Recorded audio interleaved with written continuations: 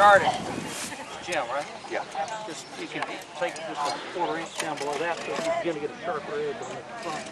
Okay. And this is for the back there? Okay. This is the bulk back, the cloud zone. Right. Okay. Great. And it's sort of stuff.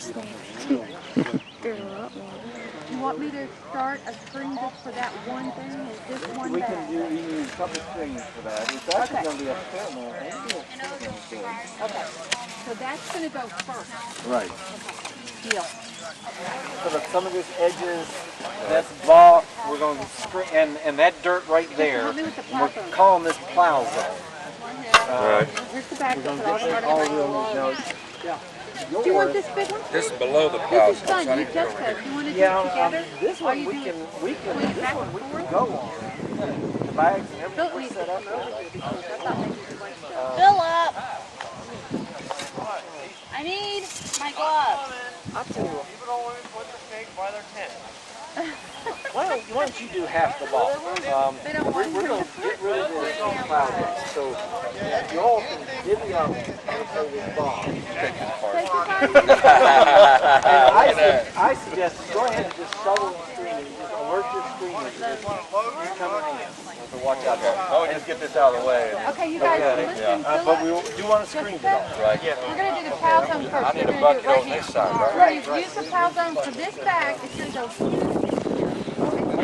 We can do that pretty quick. Then we're going to stick with the numbers. Okay, we're keeping them separate. You're using those buckets going to that halfway. Yeah, yes. Okay. It's not So quite we're so gonna start critical with with the plow zone, but we establish I'll work on this one. You two work on that. You need to. Okay,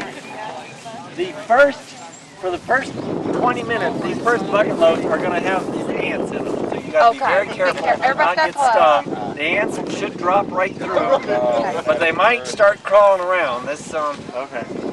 Got it. We'll get some bug spray if they do. I tell you what we might do. Maybe we should. You know what we ought to do? Maybe Over there. let's see, use these and set them like back here. Okay. For the ant bucket, and then when we're mostly done with the ants, one like we'll. way over there. What number is this? This is already. See, there's bits of wire there. you saw the pile of gloves over there? I would highly recommend getting gloves. You just also need Somebody go, yeah.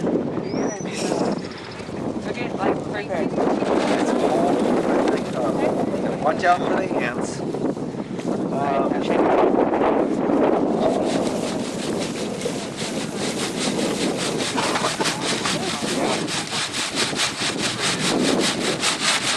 Okay.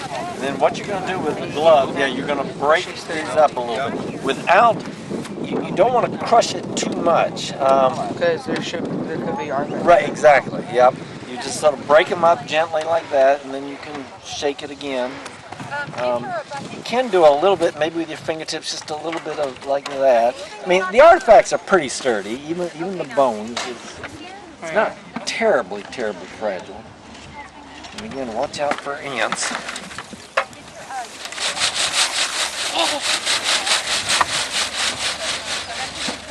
No, get another bucket of cloud zone.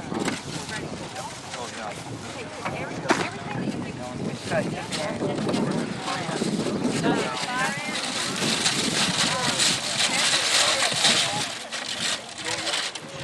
It's butter right there. Yeah, we start buttering Let's do that bucket. it. I don't know. This is just a small example, but there'll be pieces of daub from the houses.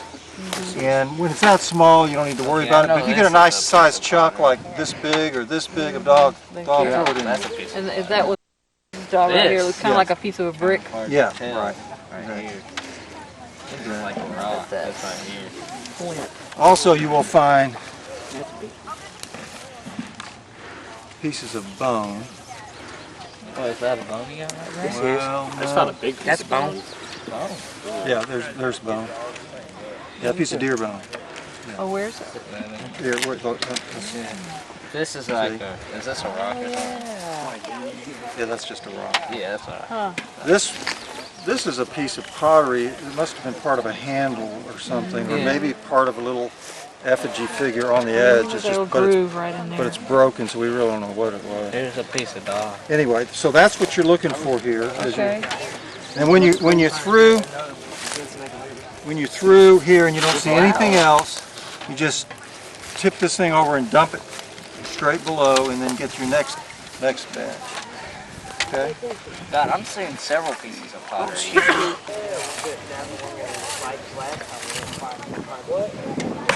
We're going to be in a good section here. Yeah, we're going to find a lot of stuff. Building another home for ants. I think we found part of a deer bone. Same. Part of a bone of a deer's foot.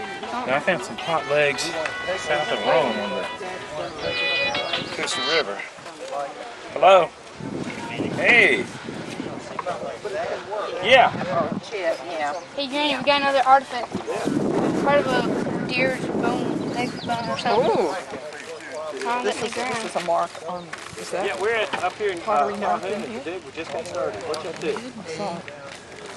Ew, Granny.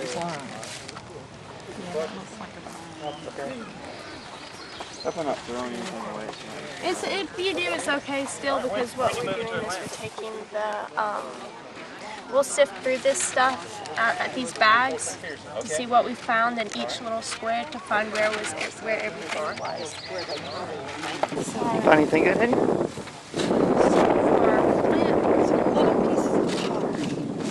Is this? Yes, that's a little piece of pottery. We've got the ants and stuff. Now I think pretty well this looks like rocks.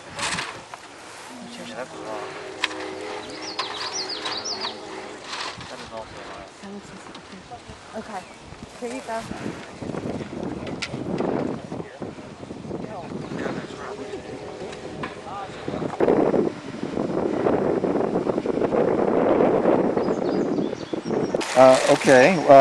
Mostly what we're finding are broken bits. We're still in the plow zone here, so this is part of the site that's been plowed up by mechanical plow, so that's why the pieces aren't big. Bits of pottery bowls and jars that Indians made. Most of this probably dates to about 500 years ago, 1500 AD. There are also bits of plant, church. They made tools and spear points and arrowheads out of. I'm not finding that right now. Just a piece of it there. And this, of course, is just an occupation site where a number of Indian houses were. And this is the sort of the daily trash of living. It was. Now, how would someone differentiate between, like, say, a rock and a piece of pottery? It's a little hard to do when it's all. Pottery is flat. See a nice smooth surface. That's the inside, and that's the outside of a pot. It's just nice and flat. They tend to always be at about this thickness. It varies a little bit, but it's pretty uniform. Okay, and what some of the pottery will have decorations on it, and I probably will not be able to find a piece. I know we found a couple of them that did have some. So some of the pottery has decoration, and that makes it very clear. But in general, it's just flat. And it's also a little light. Let's see. I thought it was a little. It's lighter weight. It's obviously pottery is baked clay, so it's pretty much lighter than stone. We are also finding. We do find a lot of natural stone, but we're also finding what we call, what this is fire-cracked rock. And that's a stone, a quartz cobble that was taken maybe out of the riverbed, used probably for fireplaces, hearths, and when it gets heated it turns red. This is a real dark red, and then fractures, and that's why we call it fire-cracked rock. And that's real common on occupation sites. They were cooking with that. Sometimes we think they were heating the stones up and cooking over the hot stones. And What do you hope that sites like this one can tell you about the way Native Americans lived? It gives us, on these occupation sites, it tells us of the nuts and bolts of day in, day out living, what types of foods they were eating.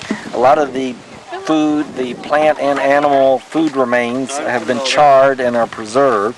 So we can get little bits of bone, charred nutshells and seeds, and we're learning pretty much the daily life of the Indians, what it was like for the common person.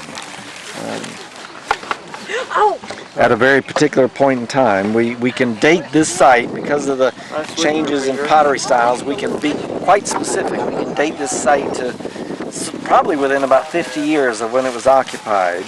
So we know exactly what sort of lifestyle, what the folks were eating at that particular point in time. There's a little chert flake that's a waste product, was flaked off of a spear point or some kind of scraper or tool that they were making. I was using earlier. And, As far as what you find in northwest Georgia, what would you say that says about how long northwest Georgia has been occupied by human beings? Well, most of Georgia has been occupied for 11 or 12,000 years, and actually, interestingly, just 2 weeks ago here in northwest Georgia, here in Gordon County, a Paleo-Indian point was found, a fluted spear point that is one of the earliest types of spear points to be found anywhere in Georgia, was just discovered in an excavation. So Indians have been living here one place or another for about 11,000 years. That site was right on a major creek in the county, and that's where most of the sites tend to be, the major occupation sites on the big creeks and the rivers. Just really nice places to live. So Georgia didn't start with Oglethorpe? No, it did not. There was 10 or 11,000 years of what we call prehistory, before the historic period written record. Look at the stick in my hand. Well, thank you very much. I appreciate it. What I found. Wow. That is really neat. That's good.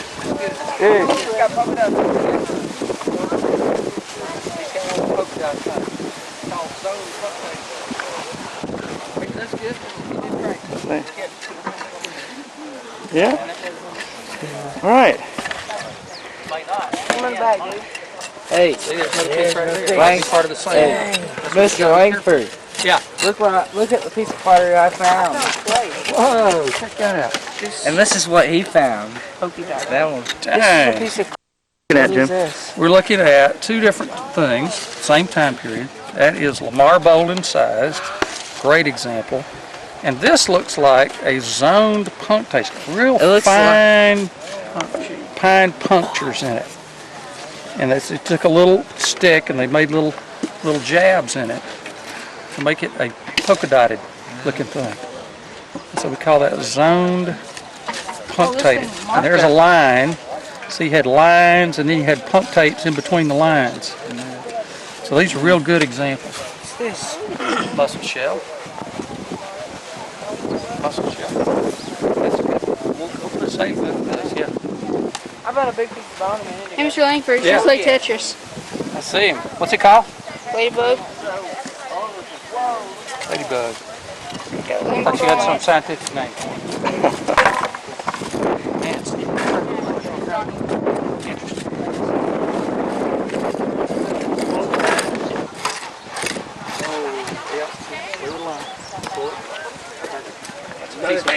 That's a piece of a deer. That's a big shoulder part of a deer.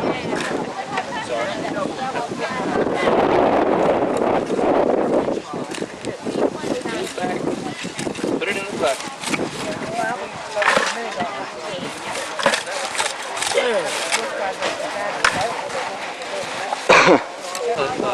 All-night radius, lower leg.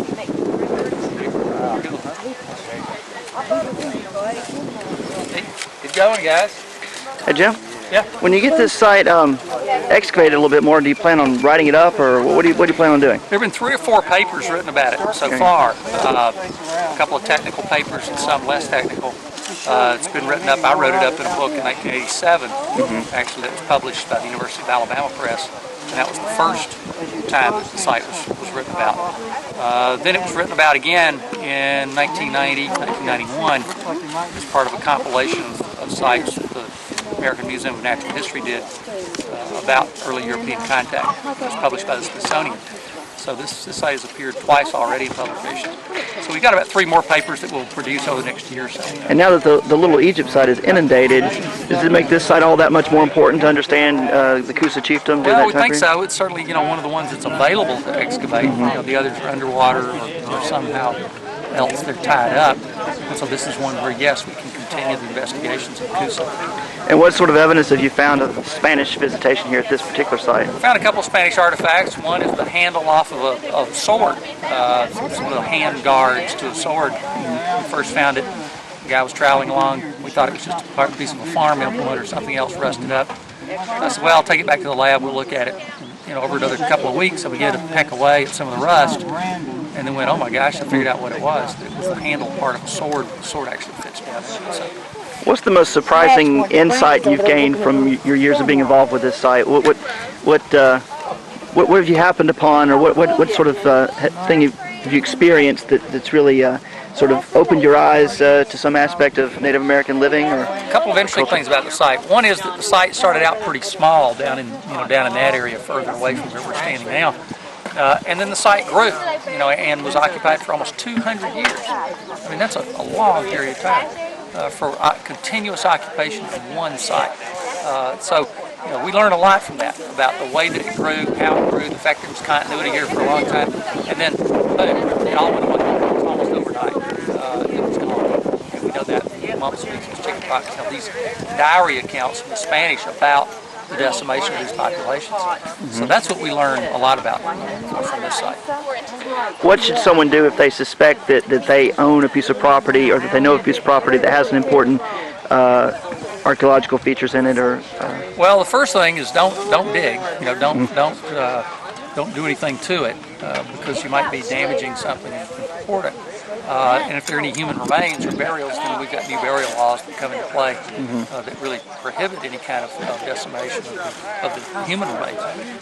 So, call somebody at a university, or call somebody who's a member of the Northwest Georgia Archaeology Society. It doesn't have to be a professor. It could be just an avocational person like me or somebody else to come and take a look, and see what it is. Don't tell hundreds of people because you'll have people digging up things and they shouldn't be doing it, or they might be coming in at night.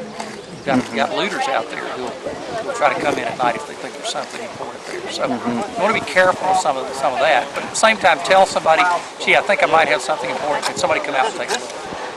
All right. And what's I know that education is important to you, and what are you trying to teach these kids today as you have them out here? And it's not just kids, but adults also. Well, we're trying to teach them a couple things. One, that these sites are here, they're valuable pieces of information.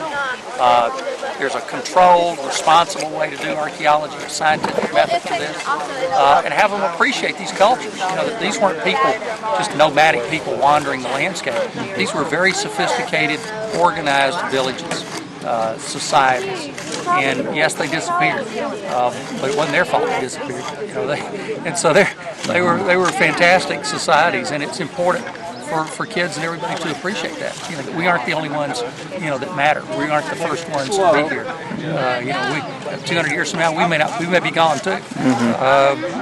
And the span of time we've been here is almost insignificant compared to the amount of time this has been occupied. Absolutely. Those people were here for 10,000 years, and they occupied this site 2 different times. So, yes, these people occupied this site for 200 years. People in Calhoun, Georgia, for example. Calhoun's only been there 150 years. So, right. Thanks, Jim. Sure. Thank you. Proposed concept paper and dissertation study with you, and I eagerly await your